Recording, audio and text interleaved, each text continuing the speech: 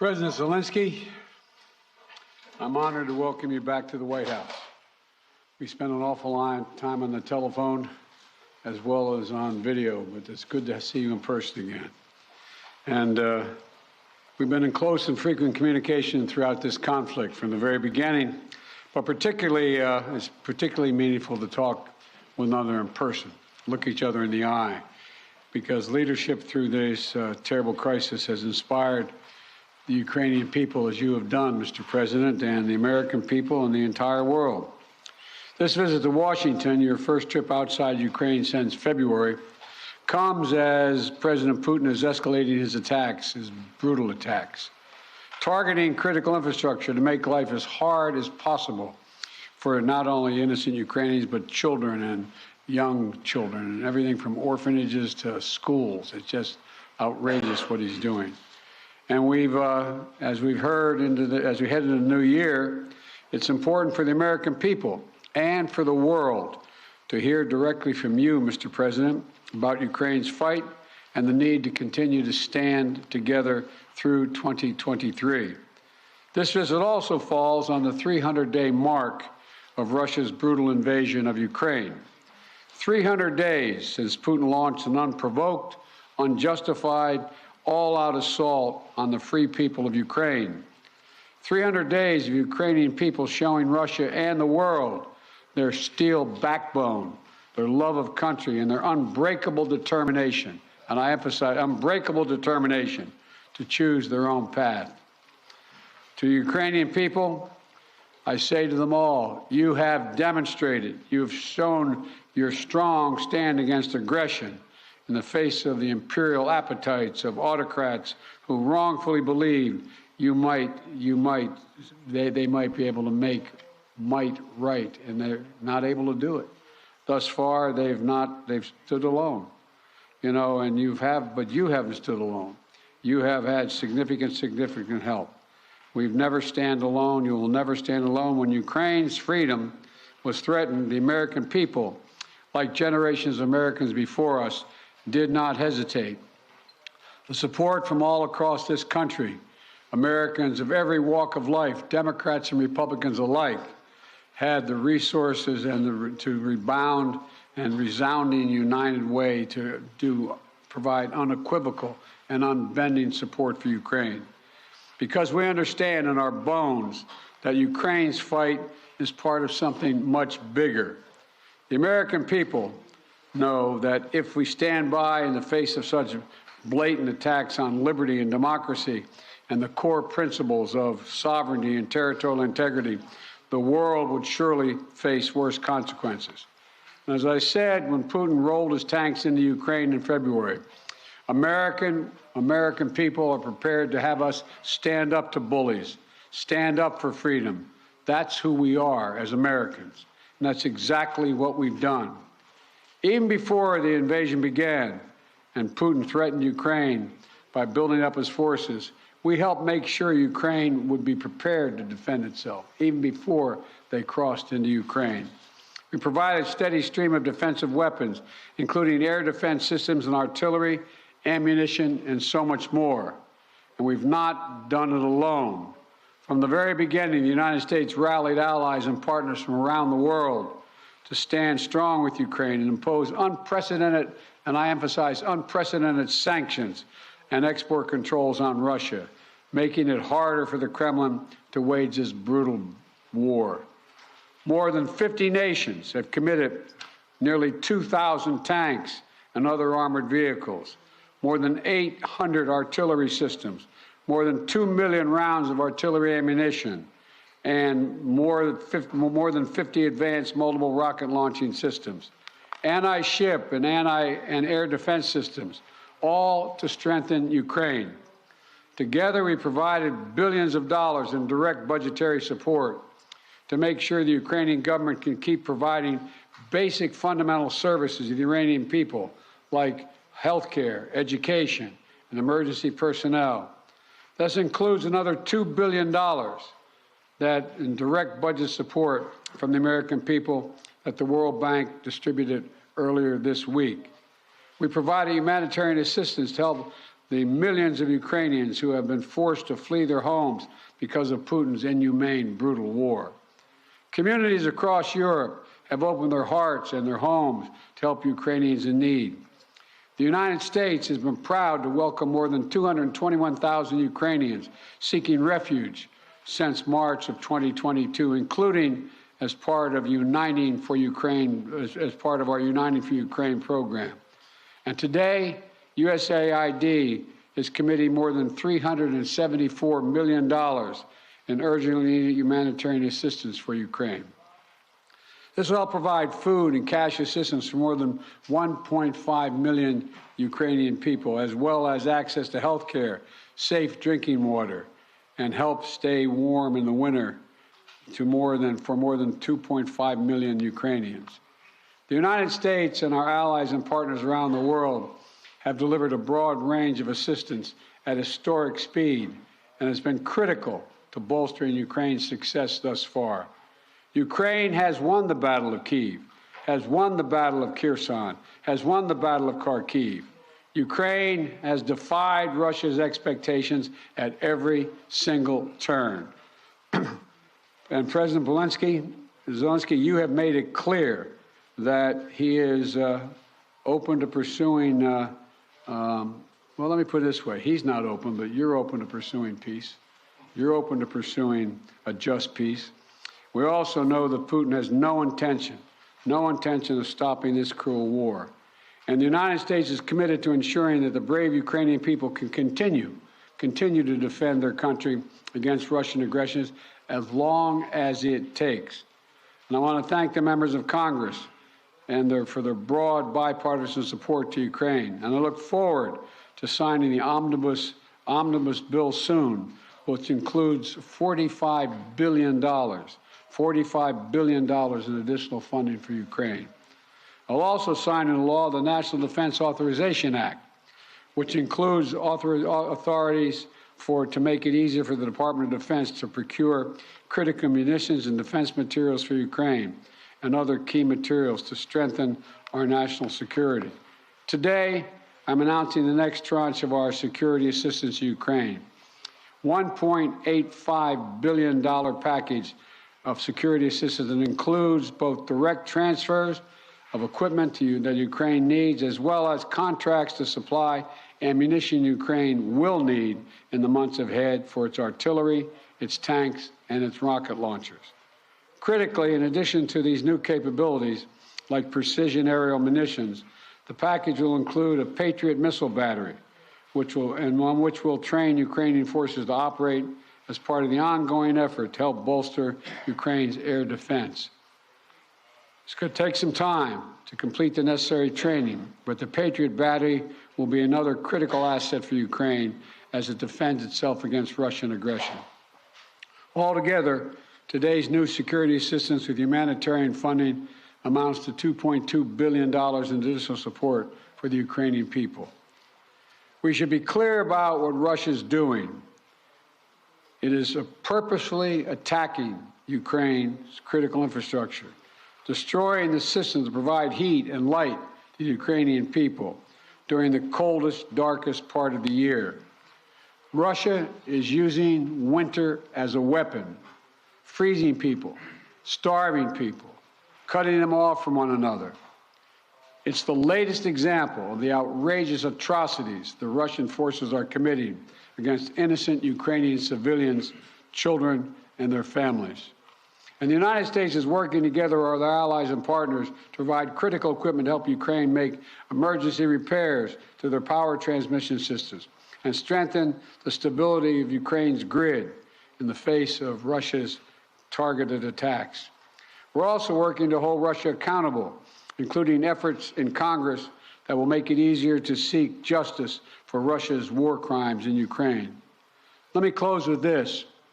Tonight is the fourth night of Hanukkah, a time when Jewish people around the world, President Zelensky and many of the families among them, honor the timeless miracle, the small band of warriors fighting for their values and their freedom against a much larger foe, and how they endured and how they overcame.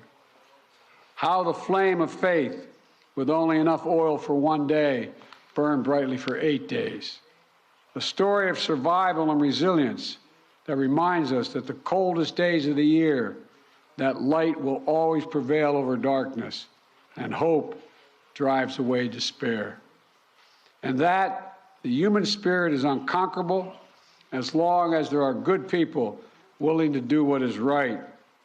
This year has brought so much needless suffering and loss to the Ukrainian people.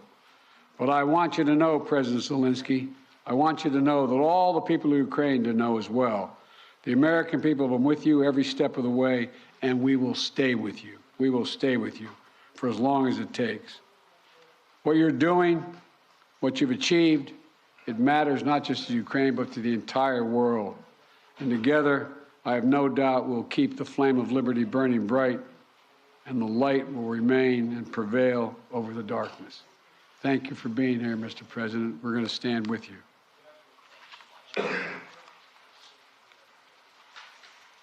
Thank you.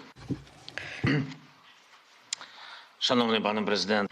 Dear Mr. President, please put on the equipment. Once again, Mr. President, President Biden, audience, journalists, ladies and gentlemen, I came here to the United States to forward the word of thanks to the people of America, people who do so much for Ukraine. I am thankful for all of this. This visit to the United States became really a historic one for our relations with the United States and the American leadership.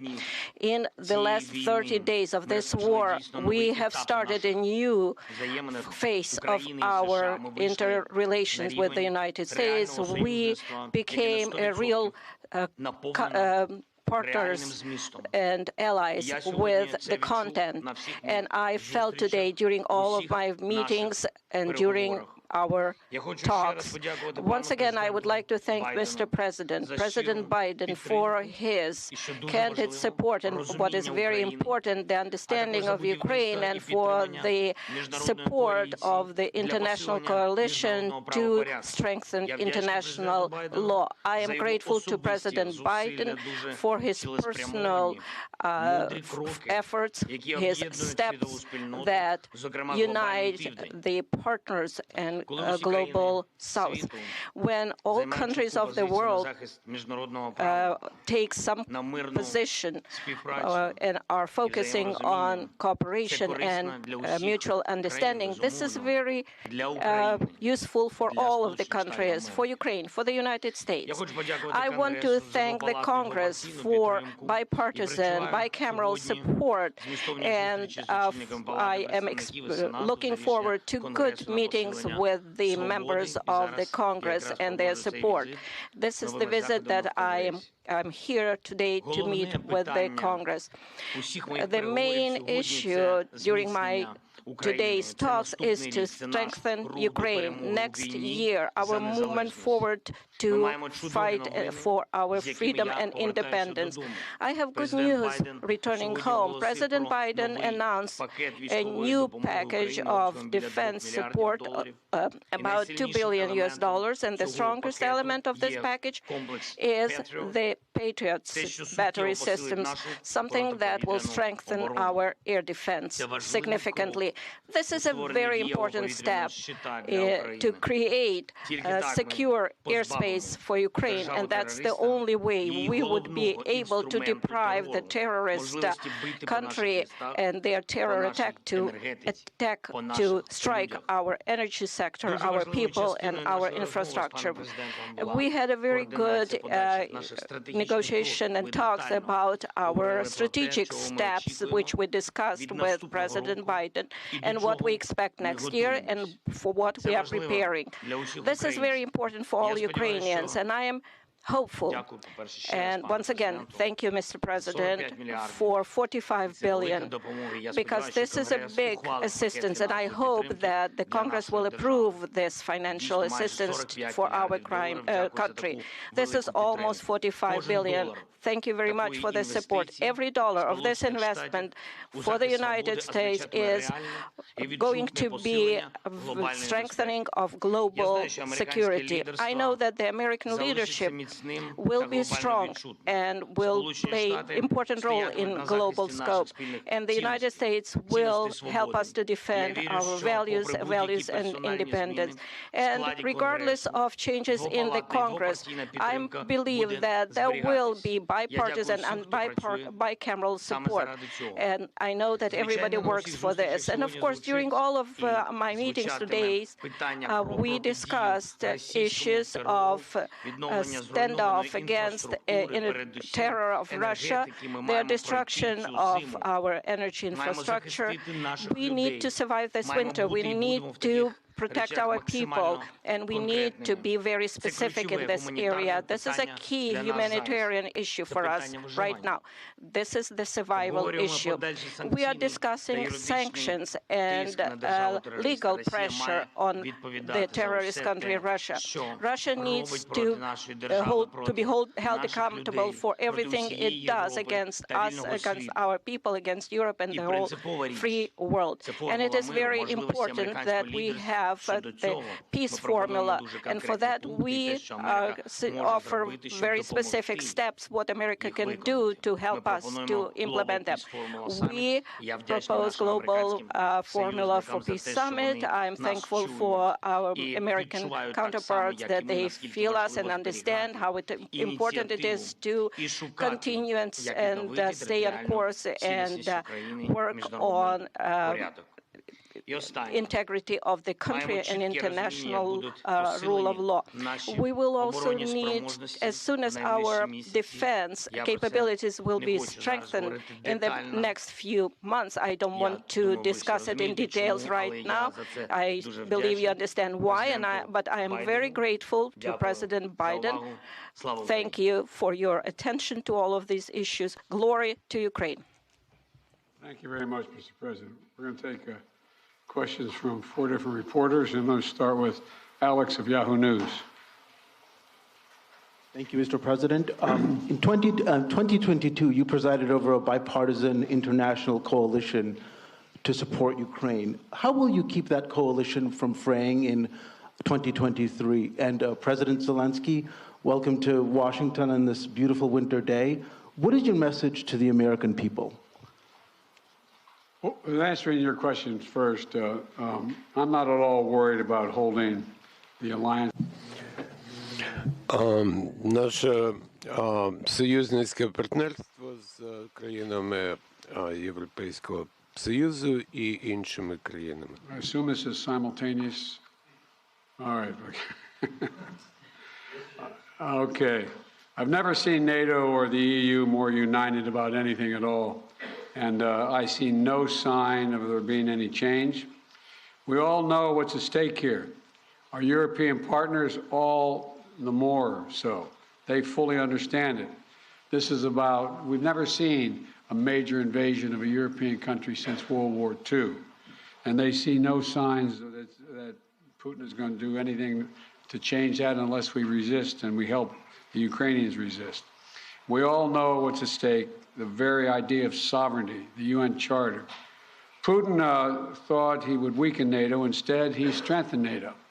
I once said to him that we talk about he wanted to see Europe end up being divided. And instead, what did he do? He produced a more united Europe with Sweden and Finland joining. So I don't see any reason to believe there'll be any lessening of support. And as we reach out to our NATO allies, our Secretary of Defense and our Secretary of State, we get continued support, not only there, but also from around the world, from Japan and many other countries as well. So I feel very good about the solidarity of support for Ukraine. Thank you for your question. Thank you very much. You asked me what is the message to Дякую за American people. запитання. I think I will tell you very simple things, which are very important for me. And I think so that we have the same values and the same understanding of the life, the sense of the life. My message, I wish you peace. I think that is the main thing, and you understand it only when the war in your country, when somebody like these terrorists from Russia come to your houses. And I wish you to see your children alive and adult. And I wish you to see your children when they will go to universities and to see their children. I think that is the main thing what I can wish you. And of course, to be together with us, jointly, because we really fight for our common victory against this tyranny. That is real life, and we will win. And I really want win together. Thanks so much. Not want, sorry, I'm sure. You call on one of your people, press person? Yeah. Будь ласка. Канал Інтер. Yeah, thank you. Dmitry Anopchenko, Ukrainian television. President Zelensky, President Biden, I got a question to both of you, but firstly, as Ukrainian, and I mean it, I want to thank the United States for supporting my country. And, you know, my family is in Ukraine, and I definitely understand they will not be alive today if America will not support my country, both politically and militarily. So thank you for this. It's honest. Will. And as of my question, we enter a new phase of this war, and you definitely discussed today which path to choose, how the war could come to an end, and what's next. Will it turn into a new counteroffensive or some kind of peace talks? So, Mr. Biden, Mr. Zelensky, could you share your vision? What's the fair way to end this war, and how do you understand this word's fair peace? Thank you. My view. Your guy. I think we have. I see. Although I like him very much already.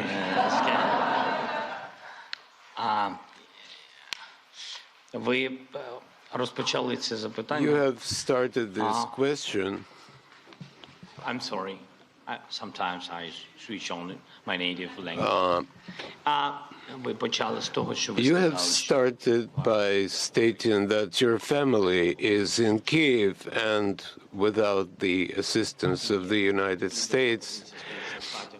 This is absolutely true. The U.S. leadership in this assistance is strong, and again, I would like to remind you that U.S. family will be in danger without the armed forces of Ukraine, що стосується which is very important.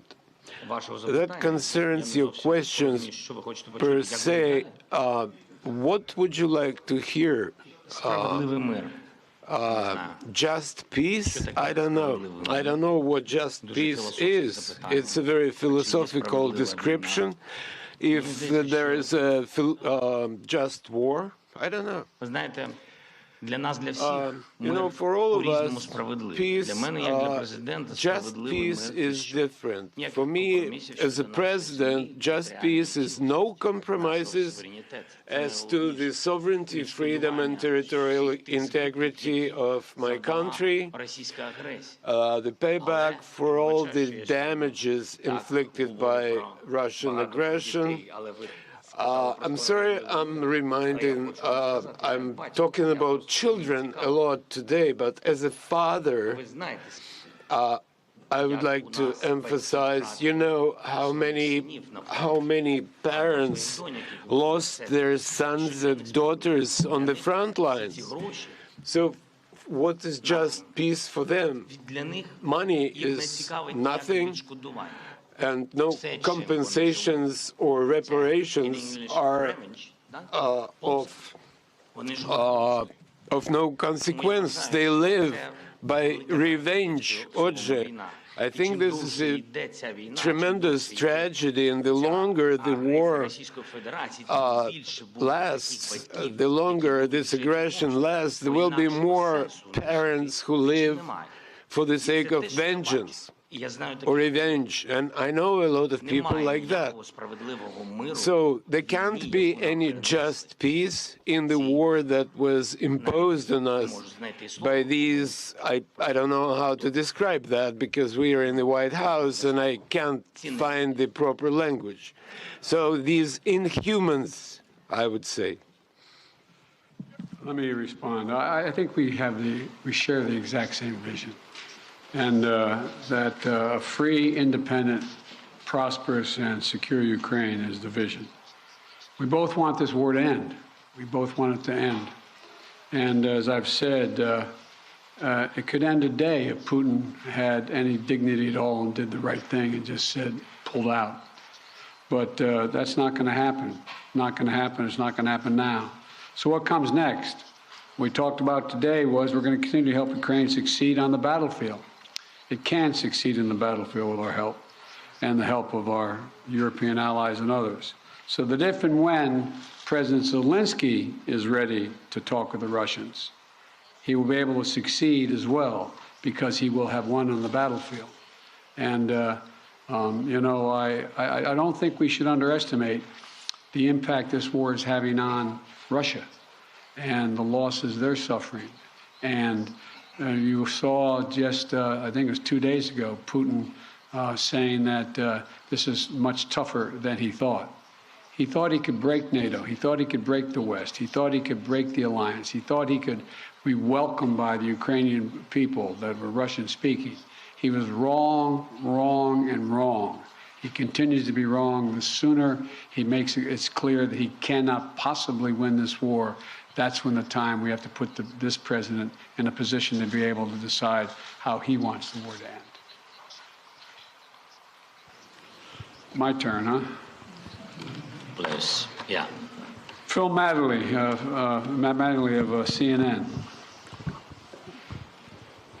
Thank you, Mr. President. Welcome, Mr. President. Mr. President, to start with you, your advisors often talk about how critically important you view face-to-face interaction. I'm wondering, after spending 2+ hours face-to-face with President Zelensky, what you learned or what you took from the meeting that perhaps you couldn't glean or learn in the phone calls or video conferences, and somewhat tied to that, was there any discussion related to the U.S. assessment that Russia would not take escalatory action now that Patriots are being sent, a Patriot battery will be delivered? Let me answer the first question, the first part of your question. You know I get kidded for saying that there's all politics is personal. It's all about looking someone in the eye, and I mean it sincerely. I don't think there's any substitute for sitting down face-to-face with a friend or a foe and looking them in the eye. And that's exactly what's happening at this moment. We've done that more than once, and we're going to continue to do it. And the winter is setting in, and Putin is increasingly going after civilian targets and women and children, orphanages. This guy is, well, but he's going to fail. And he's going to fail. He's already failed because he now knows that there's no way he's ever going to occupy all of Ukraine. There's no way in which he's going to be accepted by the Ukrainian people. And so he's failed in the past, and it was very important for him and everyone else to see that President Zelensky and I are united, two countries together, to make sure he cannot succeed.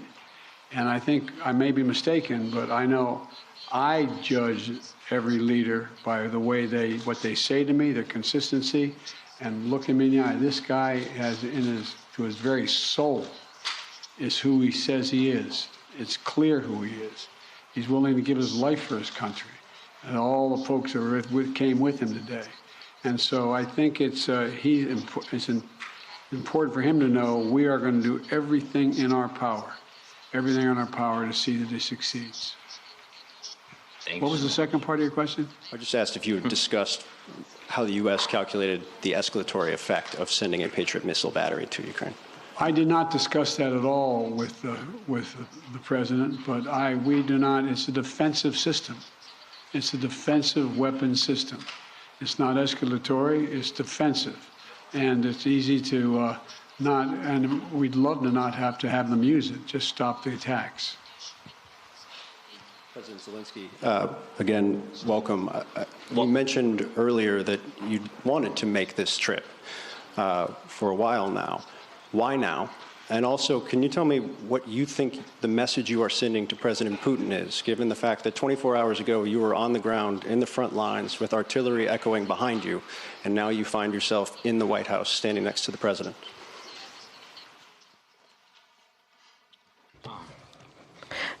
Thank you very much for your question. As to what is the message for Putin? I am standing here in the United States with President Biden on the same podium because I respect him as a person, as a president, as a human being for his position. And for me, this is a historic moment. I can send messages to President Biden. For example, if it's not serious, you said, what's going to happen after Patriots are installed? After that, we will send another signal to President Biden that we would like to get more Patriots. We're working. That is our life. We are in war. I'm sorry. I'm really sorry. That is my appreciation. As to President Putin, in 2019, we had a Normandy meeting. In 2019, I became the president of Ukraine, and at that time, we were sending maximum messages to President Putin, telling him that there shouldn't be a full-scale invasion, to stop aggression, to renew our territorial integrity, to find diplomatic solution. Or, God forbid, we should not have a full-scale war. At that time, he said it won't happen. He was lying. So what kind of message I can send him after he actually destroyed our life, is destroying our life? He can even go further, somewhere where the Soviet Union stayed before this. So he might want to invade those territories too. I believe that there is something mortal about his inadequate approach to the world. Why we need to send him a message? He needs to be interested in getting attention from the world, because he is not a subject of civilized people. He should be interested in trying to save something of his culture and history of his country. So that's his problem now. This will be the last question. Olga Kushelenko, 1+1 TV channel. When the full-scale invasion started, U.S. officials said that Ukraine cannot receive Patriots because, as you said, it might be unnecessary escalation.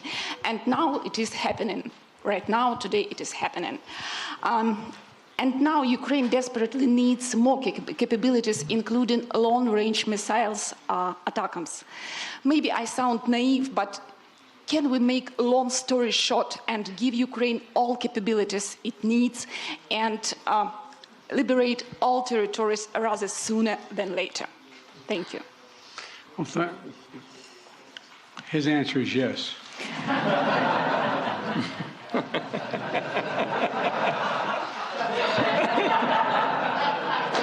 I agree.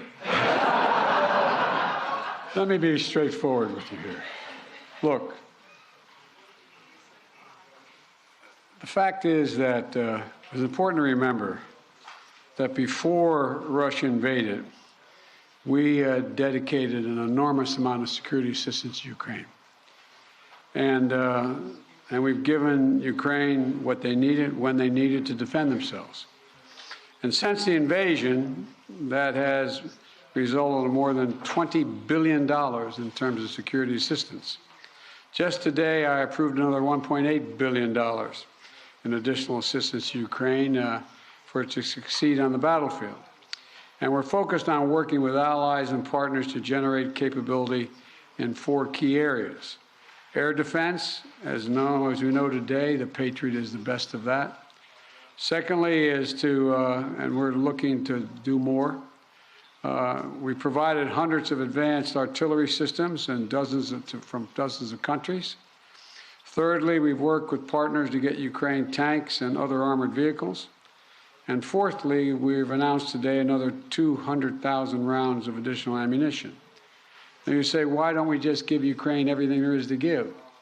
Well, for two reasons. One, there's an entire alliance that is critical to stay with Ukraine. And the idea that we would give Ukraine material that is fundamentally different than is already going there would have a prospect of breaking up NATO and breaking up the European Union and the rest of the world. We're going to give Ukraine what it needs to be able to defend itself, to be able to succeed and succeed in the battlefield. And the other piece of this is, you may recall, one of the reasons why I have spent, well, I won't tell you the calculation, but I've spent several hundred hours face-to-face with our European allies and the heads of state of those countries, and making the case as to why it was overwhelming in their interest that they continue to support Ukraine. They understand it fully, but they're not looking to go to war with Russia. They're not looking for a third world war, and I think it can all be avoided by making sure that Ukraine is able to succeed in the battlefield. So anyway, there's more to say, but I probably already said too much. Thank you. Well, thank you all very, very much. Appreciate your time and attention. And as I said, Mr. President, you don't have to worry. We are staying with Ukraine as long as Ukraine is there. Thank you all.